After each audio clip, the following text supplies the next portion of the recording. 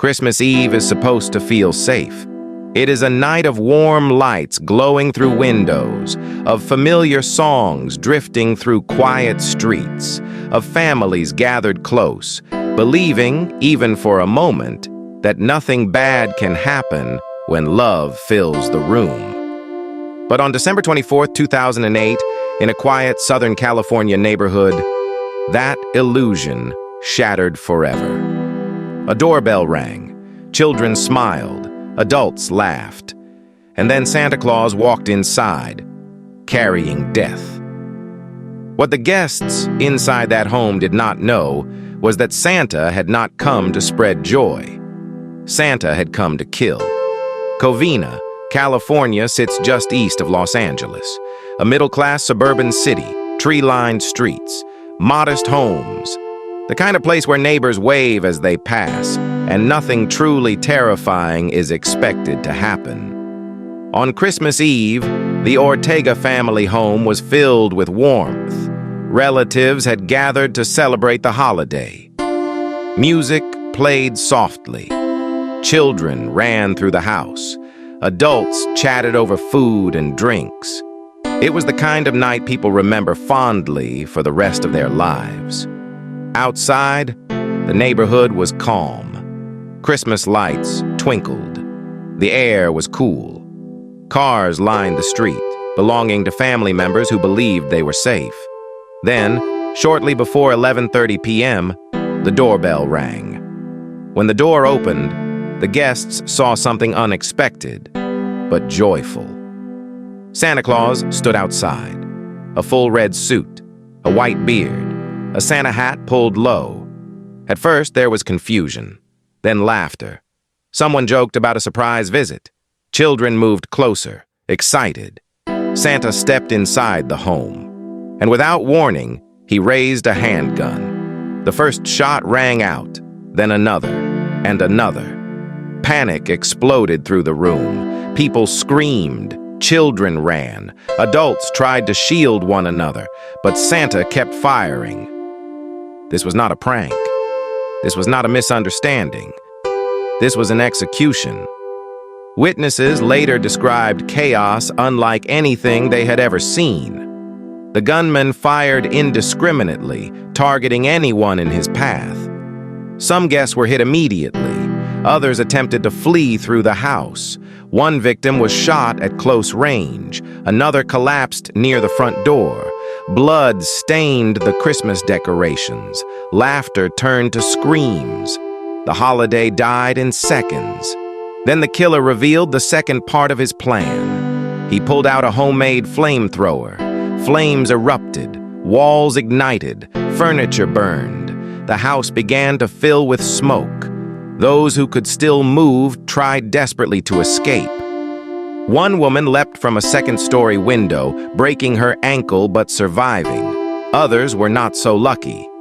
By the time the gunman fled, the home was engulfed in flames, and 9 people lay dead or dying. Santa Claus vanished into the night.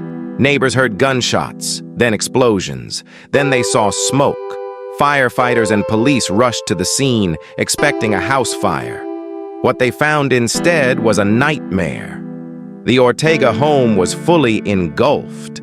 Flames shot into the sky. The roof collapsed as crews fought to contain the blaze. Inside, first responders discovered bodies burned beyond recognition, some with gunshot wounds. It took hours before the fire was under control. And only then did investigators begin to understand what had happened. This was no accident. This was mass murder. 9 people lost their lives that night. Among them were Sylvia Ortega, the gunman's former mother-in-law, Alicia Ortega, his ex-wife, and relatives ranging in age from children to elderly family members. Christmas Eve had become the deadliest day of their lives.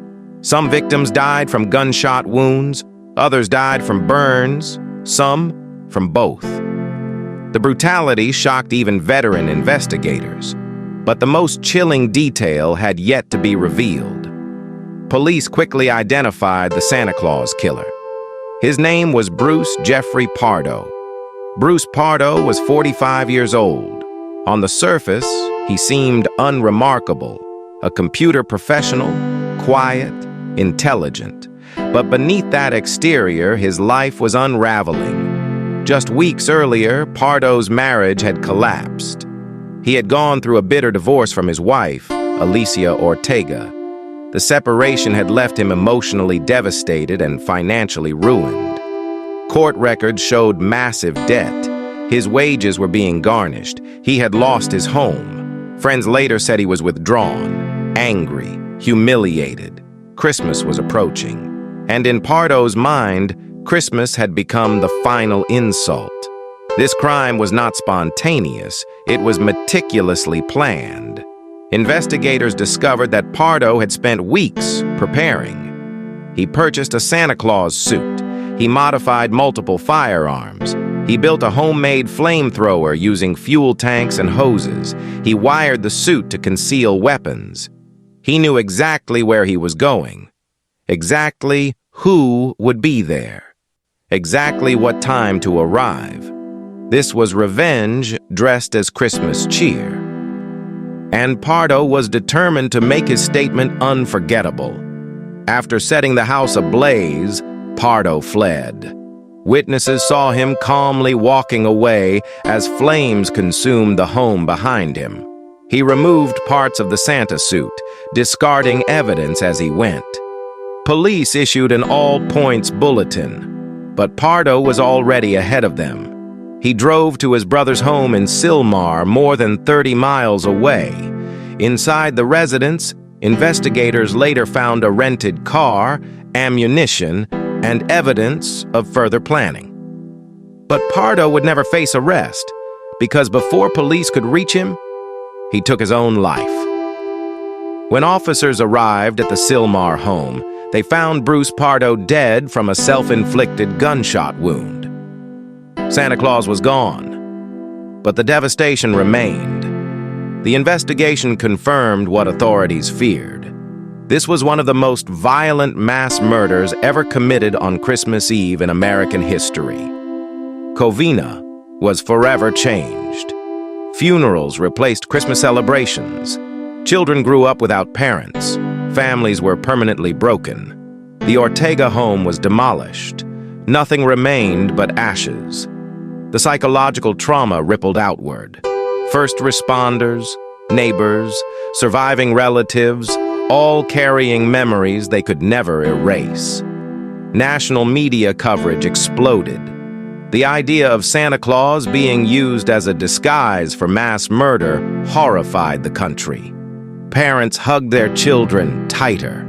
Communities questioned how someone could hide such hatred behind such a familiar symbol. The Covina Christmas Eve Massacre continues to resurface every December, not because it is sensational, but because it violates something fundamental. Christmas represents safety. Santa represents trust. Home represents refuge.